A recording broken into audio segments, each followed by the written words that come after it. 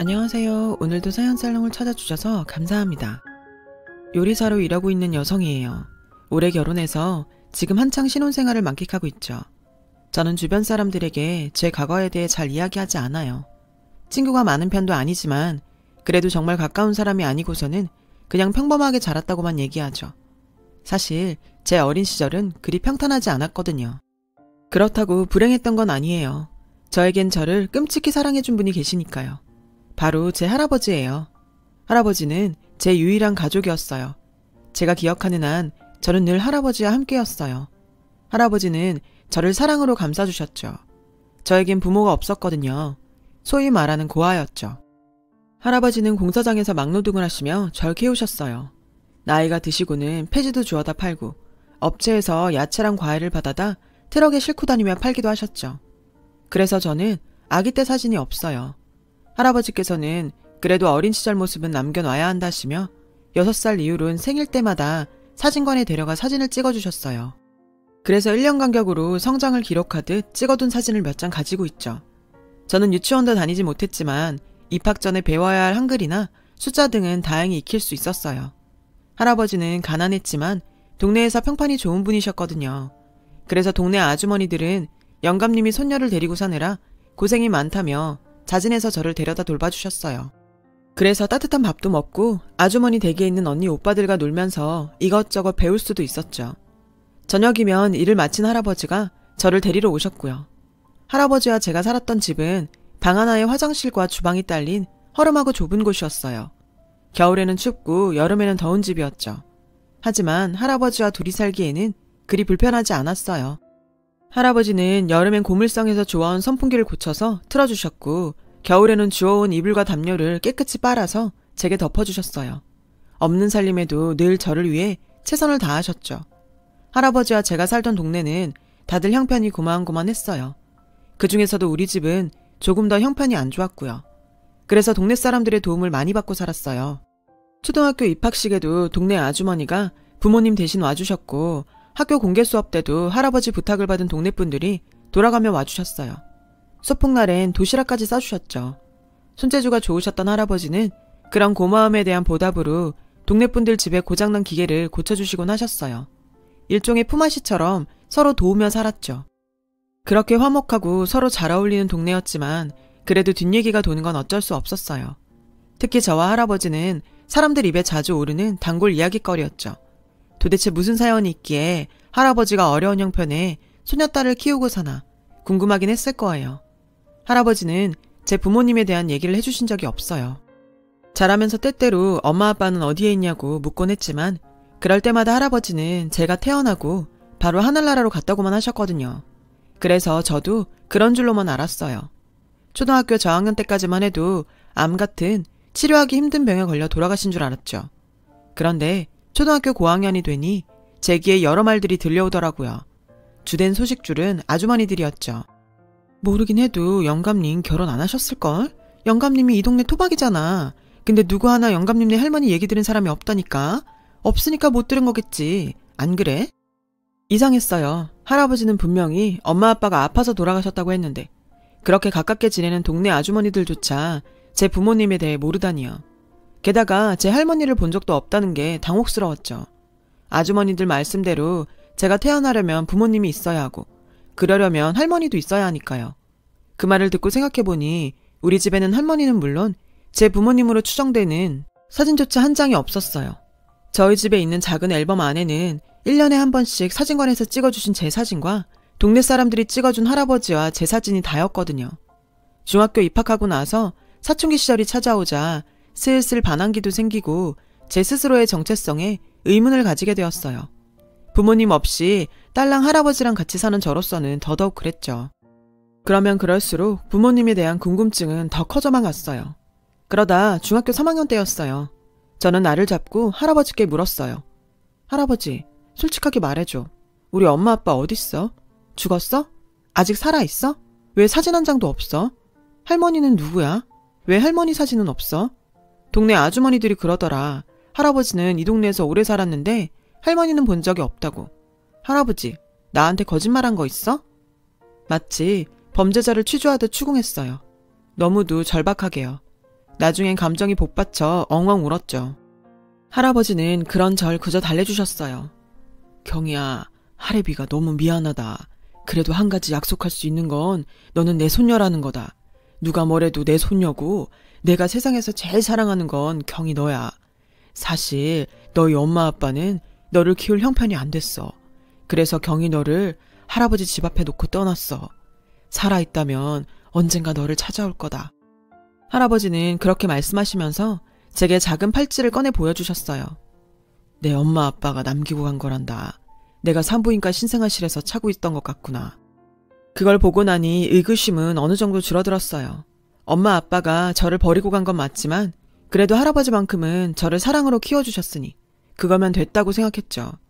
그날 이후 저는 마음을 어느 정도 잡을 수 있었어요. 드디어 사춘기의 터널에서 빠져나오기 시작한 거였죠.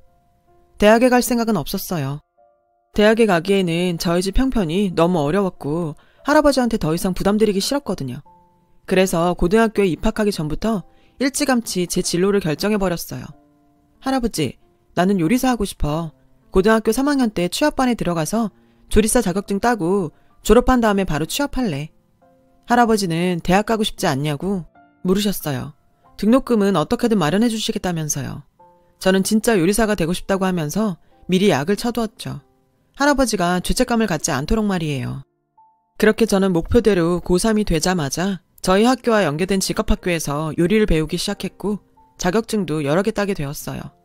졸업하기 한 달 전에 취업을 하고 졸업식 일주일 후에 첫 월급을 타게 되었죠. 첫 월급을 타던 날 저는 고기를 사들고 집으로 갔어요. 마음 같아서는 외식을 하고 싶었지만 그렇게까지 하기에는 충분치 않은 돈이어서 그냥 고기를 사다 먹는 걸로 만족하기로 했죠. 고기와 쌈채소를 사들고 집에 들어가자 할아버지 눈이 휘둥그레지셨어요.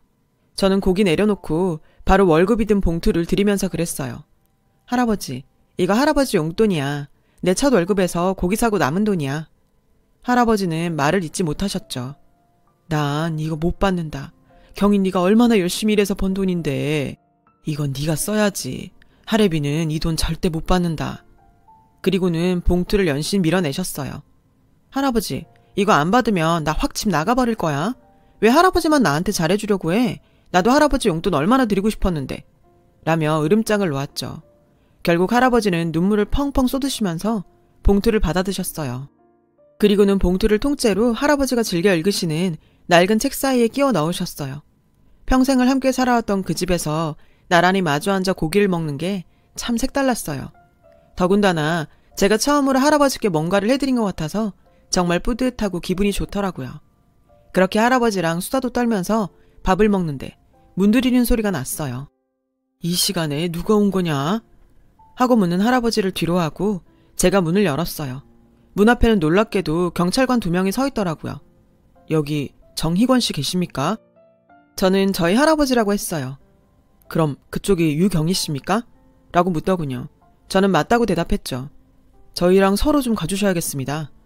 저는 무슨 일이냐고 물었어요. 그러자 어르신을 아동 유괴로 고발하신 분이 계셔서 저희와 같이 가주셔야겠어요. 황당했어요. 아동 유괴라니요. 할아버지가 왜 그런 끔찍한 범죄 혐의로 고발당한 건지 알 수가 없었죠. 저는 할아버지는 절대 그런 사람이 아니라고 했지만 경찰들은 같이 가자는 말만 했어요. 결국 그날 밤 할아버지와 저는 나란히 경찰차에 몸을 실었어요. 서에 도착해서 안내받은 곳으로 가서 기다렸어요. 그런데 이상하게 할아버지는 차분해 보이시더라고요. 시간이 흐른 뒤 아까 그 경찰들이 돌아왔어요. 그런데 이번에는 다른 사람들도 같이 왔더라고요. 50대로 보이는 여자와 손을 꼭 잡은 채 들어온 부부였죠. 50대로 보이는 그 여자는 저와 할아버지 쪽으로 달려와서 외쳤어요. 맞아요. 이 영감님이 맞다니까. 그때 청소일 하던 사람 맞아요. 이 영감님이 사장님네 딸을 납치한 거라니까요. 그게 무슨 소리예요. 우리 할아버지가 누굴 납치해요. 제가 버럭 소리 지르자 경찰은 저와 그 아줌마를 진정시켰어요. 그 순간 뒤에 서 있던 부부 중 여자분이 제게 다가왔어요. 혹시 네가 경이니? 하고 제게 물어보시는데 눈에 눈물이 가득 고여있더라고요.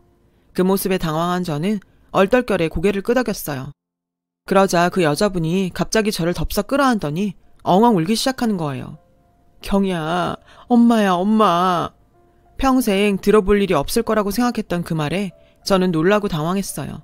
하지만 저를 더욱 당황시킨 건 할아버지의 태도였어요.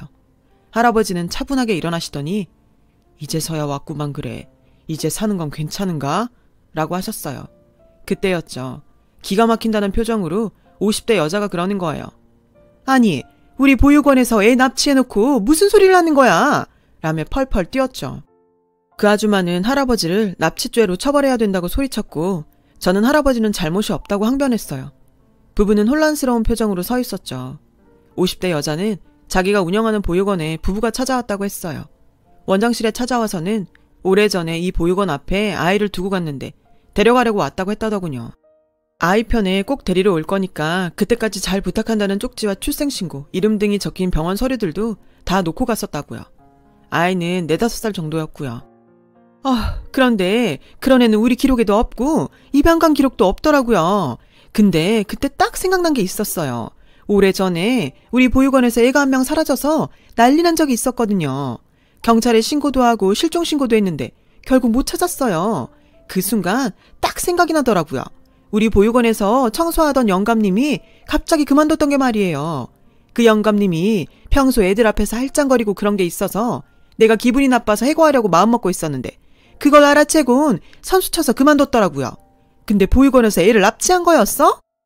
길길이 날뛰는 그 아줌마를 두고 저는 유전자 검사를 위해 조직세포도 제공했어요. 그런 모습을 가만히 보던 할아버지는 정말 경희의 부모가 맞는가? 라고 물으셨어요. 경찰은 일단 유전자 검사를 해봐야 한다고 했어요. 그러자 할아버지는 경찰 선생, 내가 유치장에 있으라면 있겠는데 내 얘기 좀 들어주게. 할아버지는 경찰관 손을 잡고 말했어요. 경찰은 어르신도 변론을 하실 권리가 있다고 말하더군요. 할아버지는 유전자 검사가 끝난 후에 부부가 내 부모님이 맞다면 얘기를 하겠다고 하셨어요. 경찰은 잠시 고민하다가 부부에게 의견을 물었어요. 부부는 어르신한테 얘기를 듣는 길이 그것뿐이라면 그렇게 하겠다고 하더라고요. 그렇게 유전자 검사 결과를 기다리는 동안 할아버지는 불구속 상태로 집에 계셨어요. 저는 직장과 집을 오가면서 할아버지와 붙어 있었고요. 2주 뒤 검사 결과가 나왔어요. 결과는 99.99% 일치한다고 나왔죠. 저는 20년 만에 부모님을 만나게 된 거예요. 검사 결과를 들은 저는 얼떨떨한 기분이었어요. 이상하게 저도 모르게 눈물이 흘렀죠. 제 부모님이라는 그분들은 저를 끌어안고 엉엉 소리내 우셨어요. 그리고 보육원 원장은 저희 할아버지를 죽일 듯이 노려보며 소리쳤어요. 이제 저 영감을 납치죄로 집어넣어요. 누굴 망하게 하려고 작정했나? 하면서 날뛰었죠. 그리고 약속대로 할아버지는 자신의 이야기를 시작했어요. 할아버지는 집에서 챙긴 꽤 많은 양의 서류를 경찰관 앞에 하나하나 꺼내서 보여주기 시작했어요. 나는 그 보육원에서 청소일을 한 게 맞습니다. 지금 내가 살고 있는 곳에서 그리 멀리 떨어지지 않은 곳이죠. 어느 날 새벽에 일을 나갔는데 보육원 앞에 어린아이가 웅크려 자고 있더군요. 부모가 버린 아이인가 싶었습니다. 아이가 추울까봐 보육원 안으로 데리고 들어가려고 했는데 잠이 깼는지 새까만 눈동자를 반짝이며 제게 할아버지 그러더라고요. 아이는 메고 있던 가방을 내밀더군요. 가방 안에는 인형과 여기 이 서류들이 들어있었습니다. 그리고 부모가 남긴 편지에는 꼭 데리러 오겠다는 말이 적혀 있었죠. 저는 그 아이를 데리고 보육원으로 들어갔고 아이는 그렇게 보육원에서 살게 되었습니다. 청소일을 하면서 저는 그 아이를 자주 봤어요. 대부분 그 아이의 얼굴은 어두웠어요. 왜 그런지 궁금했는데 한 달 정도 후에 그 이유를 알게 되었습니다.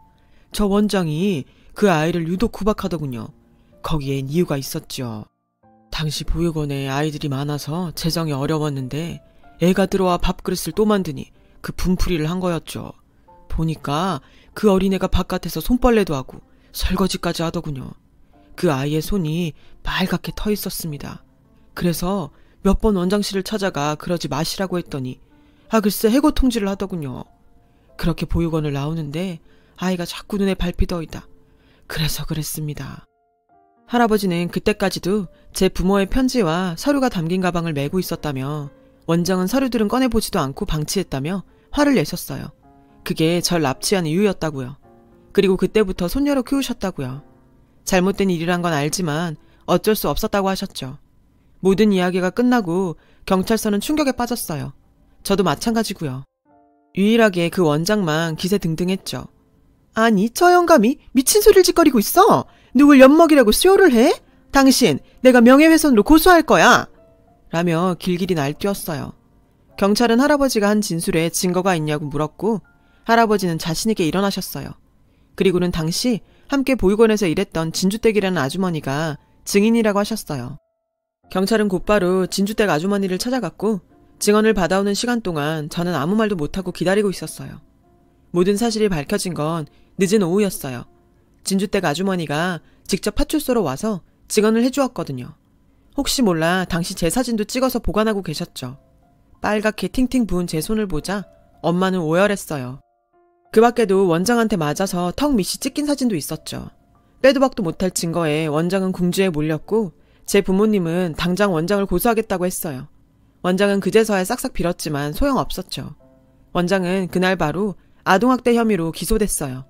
그리고 할아버지와 저는 집에 돌아갈 수 있게 되었죠. 그날 밤 부모님의 이야기도 들었어요. 아빠가 사업을 하려다 사기를 당해서 하루아침에 길바닥에 나앉게 되었고 도저히 저를 키울 수가 없어서 시설에 잠시 맡기려고 했었다고요. 저를 데려오기 위해 부모님은 열심히 일하셨고 살림이 조금 나아지자 보육원으로 찾아갔지만 저는 서류에도 등록되지 않은 채 사라지고 없었다고 하셨어요. 그러다 얼마 전 마지막이라는 심정으로 다시 보육원을 찾아갔고 그제야 원장이 할아버지 이야기를 하면서 아이가 납치된 것 같다고 했다더군요. 그래서 경찰에 신고를 하게 되었다고요. 원장은 모든 죄를 할아버지한테 넘기려고 벌인 짓이었지만 결과적으로는 제가 부모님을 만날 수 있게 도움이 됐던 것도 사실이었어요. 그렇다고 용서할 수는 없지만요. 부모님이 지금처럼 경제적으로 안정을 찾은 건 몇 년 안 되었다고 했어요. 그동안 자식을 버린 죄책감으로 일만 하고 사셨는데 이제는 마음의 짐을 조금은 덜 수 있을 것 같다고 하셨죠. 이상하게 저는 부모님이 밉지 않았어요. 그냥 엄마 아빠를 드디어 만난 게 설레기도 하고 긴장될 뿐이었죠. 밉지 않았던 건 할아버지 때문일 거예요. 할아버지랑 살면서 충분히 사랑을 받아왔기에 부모님에 대한 미움이 덜했던 것 같거든요. 그래서 부모님께 두 분을 이해한다고 말씀드렸어요. 지금이라도 절 찾으러 와주셔서 고맙다고요. 그러자 엄마 아빠는 저를 안고 엉엉 우셨어요. 그리고는 할아버지 앞에 무릎을 꿇으셨어요. 할아버지가 아니었다면 제가 이렇게 잘 자라지 못했을 거라고요. 너무 늦었지만 감사드린다고요. 그리고는 앞으로 할아버지를 모시고 살겠다고 했어요. 할아버지는 한사코 사양을 하셨지만 저희 부모님도 완강하셨죠. 결국 저와 할아버지는 부모님 집으로 들어가 살게 되었어요. 그런데 적응하는 게 쉽지 않더라고요. 아무래도 함께 산 날보다 떨어져 산 시간이 너무 길었으니까요. 결국 부모님은 할아버지와 제가 살 집을 따로 마련해 주셨어요. 바로 부모님 옆집으로요. 그제야 할아버지와 저는 예전처럼 편하게 살 수 있었죠. 퇴근 후에는 온 식구가 다 함께 모여서 저녁도 먹고 TV도 보면서 여느 가족처럼 시간을 보냈어요. 제가 결혼을 한 후에는 아예 부모님과 할아버지가 살림을 합치셨고요. 이젠 서로 불편할 것도 없는 한 가족이 되어버렸거든요. 원장은 결국 고소를 당했고 부모님은 절대 용서 못한다는 입장이셨어요. 그 일로 저도 법원에 드나들어야 했죠. 그때 지금의 남편을 만나게 되었어요. 당시 남편은 원장 사건을 맡은 담당 검사 아래서 수습을 하고 있었거든요. 그래서 남편은 제 과거에 대해 잘 아는 유일한 친구이기도 하죠. 피 한 방울 섞이지 않은 아이를 20년 가까이 손녀로 키워주신 우리 할아버지를 정말 대단히 생각한다고요. 종종 그런 생각을 해요. 나라면 그때 할아버지처럼 그럴 수 있었을까 하고요. 모르긴 해도 힘들 것 같아요. 그래서 저는 우리 할아버지를 세상 누구보다 존경하고 사랑해요. 앞으로도 건강하게 오래오래 살아주셨으면 좋겠어요.